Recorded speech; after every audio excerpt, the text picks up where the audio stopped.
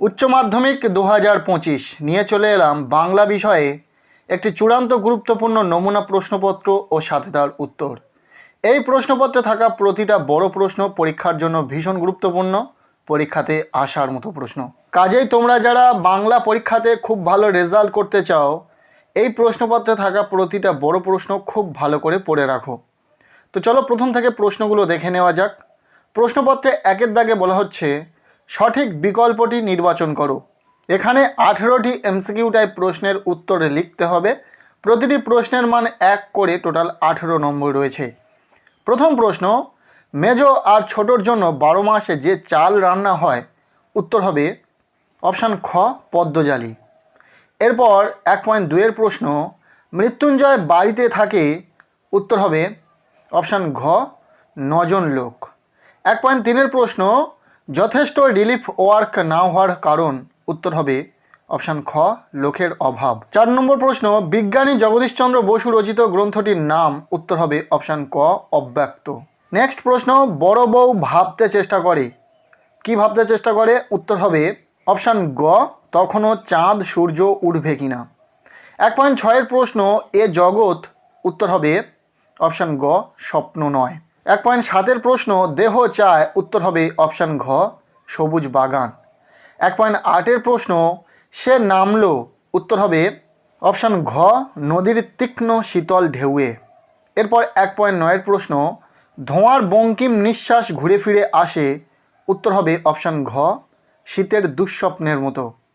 এরপর 1.10 প্রশ্ন, তার নাকি দারুণ বক্স অফিস, অপশান ক হাসির নাটকের।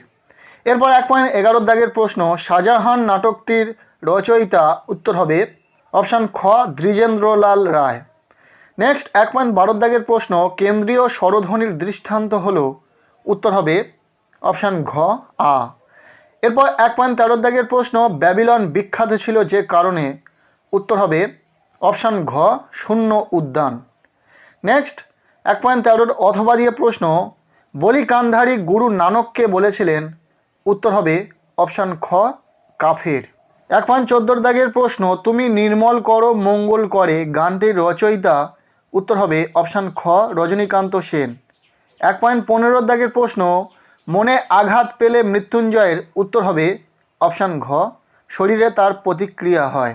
নেক্সট 1.16 দাগের প্রশ্ন, ভারতীয় ফুটবলের ইতিহাসে চিরস্মরণীয় ব্যক্তিত্ব, উত্তর হবে অপশান ক নগেন্দ্র প্রসাদ সর্বাধিকারী। নেক্সট 1.17 দাগের প্রশ্ন, ল ধ্বনিটি, উত্তর হবে অপশান খ পার্শ্বিক ধ্বনি। এরপর এমসিকিউ টাইপ শেষ প্রশ্ন 1.18 দাগের প্রশ্ন, ভিড় সরে তাকে পথ দিল, উত্তর হবে অপশান খ বুড়িকে। এরপর প্রশ্নপত্রের 2 দাগ বলা হচ্ছে অনধিক 20টি শব্দেই প্রশ্নগুলির উত্তর দাও। এখানে 12টি এসএকিউ টাইপ প্রশ্নের উত্তর লিখতে হবে। প্রতিটি প্রশ্নের মান 1 করে টোটাল 12 নম্বর রয়েছে। প্রথম প্রশ্ন, তাকে বড় উতলা করে, কাকে কি বড় উতলা করে। দ্বিতীয় প্রশ্ন, পৌষে বাদলা সম্পর্কে গ্রামের ডাক পুরুষের পুরনো বচনে কি বলা আছে। 2.3 প্রশ্ন, সুন্দর বাদামি হরিণ চিতাবাহিনীর হাত থেকে বাঁচতে কোন কোন বনে ঘুরছিল। এই এসএকিউ টাইপ প্রশ্নগুলো গুরুত্বপূর্ণ রয়েছে, কাজেই প্রশ্নগুলির উত্তর রেডি করে খুব ভালো করে পড়ে নেবে। 2.4 প্রশ্ন, ধোঁয়ার বঙ্কিম নিঃশ্বাস বলতে কি বোঝানো হয়েছে। 2.5 প্রশ্ন, বহুদিন জঙ্গলে যায়নি, জঙ্গলে না যাওয়ার ফলে কি হয়েছে। 2.6 প্রশ্ন, এখন যদি না থাকি বলতে কার পাশে কখন না থাকার কথা বলা হয়েছে। এরপর 2.7 প্রশ্ন, বিভাব নাটকে অমর গাঙ্গুলি কোন নাট্যদলের সঙ্গে যুক্ত ছিলেন। 2.7 অথবা প্রশ্ন, তাতে বয়সটা ঠিক বোঝা যায় না, কার বয়স কেন বোঝা যায় না।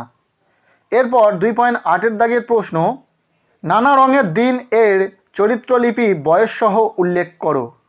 2.8 অথবা প্রশ্ন, এই তো জীবনের সত্য কালীনাথ, সত্যটি কি। 2.9 দাগের প্রশ্ন, আমি কৌতূহলী হয়ে উঠি, বক্তা কোন বিষয়ে কৌতূহলী হন। 2.9 অথবা প্রশ্ন, লিমা কি। 2.10 প্রশ্ন, মুন্ডুমাল শব্দ কি, উদাহরণ দাও। 2.11 প্রশ্ন, খণ্ডধ্বনির অপর নাম কি। এরপর 2.12 দাগে এসএকিউ টাইপ শেষ প্রশ্ন, উপসর্গ কাকে বলে। এই ছিল 2 দাগ থেকে 12টি এসএকিউ টাইপ প্রশ্ন। এরপর প্রশ্নপত্রে রয়েছে তিনের দাগ বলা হচ্ছে অনধিক 150 শব্দে যে কোনো একটি প্রশ্নের উত্তর দাও। এখানে গল্প থেকে দুটি প্রশ্ন রয়েছে, যে কোনো একটি প্রশ্নের উত্তর লিখতে হবে এবং প্রশ্নের মান রয়েছে 5।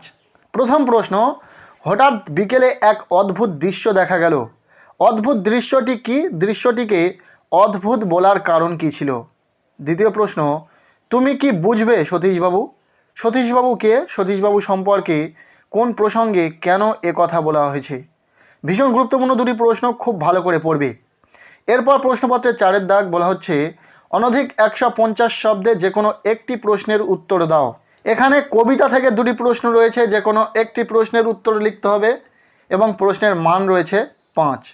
প্রথম প্রশ্ন, সে কখনো করে না বঞ্চনা। কে কখনো বঞ্চনা করে না? কবি কিভাবে সেই ভাবনায় উপনীত হয়েছেন? দ্বিতীয় প্রশ্ন, এই ভোরের জন্য অপেক্ষা করছিল। কে অপেক্ষা করছিল? তার পরিণতি কি হয়েছিল? কবিতা থেকে এই দুটি প্রশ্ন ভীষণ গুরুত্বপূর্ণ রয়েছে, পড়ে রাখবে। এরপর প্রশ্নপত্রে 5 দাগ বলা হচ্ছে অনধিক 150 শব্দে যে কোনো একটি প্রশ্নের উত্তর দাও। এখানে নাটক থেকে দুটি প্রশ্ন রয়েছে, দুটি নাটক থেকে দুটি প্রশ্ন রয়েছে, যে কোনো একটি প্রশ্নের উত্তর লিখতে হবে এবং প্রশ্নের মান রয়েছে 5। প্রশ্ন দুটি দেখে নাও। প্রথম প্রশ্ন, আমাদের মনে হয় এর নাম হওয়া উচিত অভাব নাটক।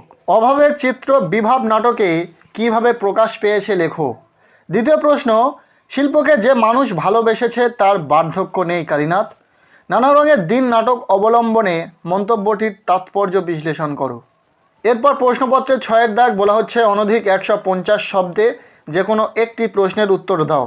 এখানে আন্তর্জাতিক কবিতা ও ভারতীয় গল্প দুটি অংশ থেকে দুটি প্রশ্ন রয়েছে, যে কোনো একটি প্রশ্নের উত্তর লিখতে হবে। প্রশ্নের মান রয়েছে 5। প্রশ্ন দুটি দেখে নাও, খুব ভালো করে পড়ে রাখবে। প্রথম প্রশ্ন, ঠিক হলো ট্রেনটাকে থামানো হবে। কোন ট্রেনের কথা বলা হয়েছে, সেটি কিভাবে থামানো হয়েছিল? দ্বিতীয় প্রশ্ন, বইয়ে লেখে রাজার নাম। রাজারা কি পাথর ঘাড়ে করে আনতো? কারা কেন পাথর ঘাড়ে করে এনেছিল? নেক্সট প্রশ্নপত্রের 7 দাগ বলা হচ্ছে অনধিক 150 শব্দে যে কোনো একটি প্রশ্নের উত্তর দাও। এখানে আমার বাংলা থেকে দুটি প্রশ্ন রয়েছে, যে কোনো একটি প্রশ্নের উত্তর লিখতে হবে। প্রশ্নের মান রয়েছে 5। প্রথম প্রশ্ন, জেলখানাটা পাহাড়ের 3 তলা সমান একটা হাঁটুর ওপর। কোন জেলখানা? সেখানে সাধারণ কয়েদিদের ওপর কী রকম অত্যাচার করা হতো? আর দ্বিতীয় প্রশ্ন, আর এক রকমের প্রথা আছে নানকার প্রথা। নানকার প্রজাদের অবস্থা কেমন ছিল? পরে তাদের অবস্থার কি পরিবর্তন হয়েছিল? একটা কথা তোমাদেরকে জানিয়ে রাখা প্রয়োজন, এখানে যে প্রশ্নগুলো দেখতে পাচ্ছ প্রতিটা প্রশ্নই গুরুত্বপূর্ণ, তবে শুধুমাত্র এই প্রশ্নগুলো পড়লে চলবে না। এই প্রশ্নগুলোর সাথে আরও কিছু প্রশ্ন তোমাদেরকে পড়তে হবে, যার জন্য ইতিমধ্যে আমরা বাংলা বিষয়ে গল্প, কবিতা, নাটক, আন্তর্জাতিক কবিতা, ভারতীয় গল্প, আমার বাংলা, শিল্প সাহিত্যের সংস্কৃতি এবং ভাষা প্রতিটি বিভাগ থেকে কিন্তু আমরা প্রশ্ন শেয়ার করেছি, মাত্র কয়েকটি করে প্রশ্ন। লাস্ট মিনিট সাজেশন হিসাবে যদি তোমাদের ওই প্রশ্নগুলো খুব ভালো করে পড়া থাকে, তাহলে আশা রাখবো পরীক্ষাতে তোমরা অবশ্যই প্রশ্ন কমন পাবে। যদি সেই ভিডিওগুলি দেখতে চাও চ্যানেলে গিয়ে দেখে নিতে পারো। এছাড়াও আমি এই ভিডিও ডেসক্রিপশনে বেশ কয়েকটি ভিডিওর লিঙ্ক দিয়ে রাখবো, চাইলে সেখান থেকেও তোমরা দেখে নিতে পারো। এরপর প্রশ্নপত্রে 8 দাগ বলা হচ্ছে অনধিক 150 শব্দে যে কোনো একটি প্রশ্নের উত্তর দাও। এখানে ব্যাকরণ তথা ভাষা থেকে দুটি প্রশ্ন রয়েছে, যে কোনো একটি প্রশ্নের উত্তরে লিখতে হবে। প্রশ্নের মান রয়েছে 5। প্রথম প্রশ্ন, গঠনগত দিক থেকে বাক্য কয় প্রকার? যে কোনো 2 ধরনের বাক্য সম্পর্কে আলোচনা করো। আর দ্বিতীয় প্রশ্ন, শব্দার্থ পরিবর্তনের ধারাগুলি সংক্ষেপে আলোচনা করো। দুটি প্রশ্নই গুরুত্বপূর্ণ, খুব ভালো করে পড়বে। এরপর প্রশ্নপত্রে 9 দাগ বলা হচ্ছে অনধিক 150 শব্দে যে কোনো 2টি প্রশ্নের উত্তর দাও। এখানে শিল্প সাহিত্য থেকে 4টি প্রশ্ন রয়েছে, যে কোনো 2টি প্রশ্নের উত্তর লিখতে হবে। প্রতিটি প্রশ্নের মান 5 করে, টোটাল 10 নম্বর রয়েছে। কী কী প্রশ্ন রয়েছে দেখে নাও। প্রথম প্রশ্ন, বাংলা চিত্রকলার ইতিহাসে রামকিঙ্কর বেইজের অবদান আলোচনা করো। দ্বিতীয় প্রশ্ন, বাংলার বিজ্ঞান চর্চার ইতিহাসে জগদীশচন্দ্র বসুর অবদান আলোচনা করো। 3 নম্বর প্রশ্ন, বাংলা চলচ্চিত্রের ইতিহাসে মৃণাল সেনের অবদান আলোচনা করো। এরপর এখান থেকে 4 নম্বর প্রশ্ন, রামায়ণে বর্ণিত কাহিনী অনুসারে দাবা খেলার স্রষ্টাকে। এই খেলায় বাঙালির সাফল্যের সংক্ষিপ্ত পরিচয় দাও। এরপর প্রশ্নপত্রের 10 দাগ অর্থাৎ শেষ দাগ নাম্বার বলা হচ্ছে নিম্নলিখিত যে কোনো একটি বিষয় নির্বাচন করে নির্দেশ অনুসারে কম বেশি 400 শব্দের মধ্যে একটি প্রবন্ধ রচনা করো। 4টি প্রবন্ধের বিষয় রয়েছে, যে কোনো একটি রচনা করতে হবে। প্রশ্নের মান রয়েছে কিন্তু 10। প্রথম, নিম্নে প্রদত্ত মানুষ মানচিত্র অবলম্বনে একটি প্রবন্ধ রচনা করো। বিষয় ছাত্র জীবন।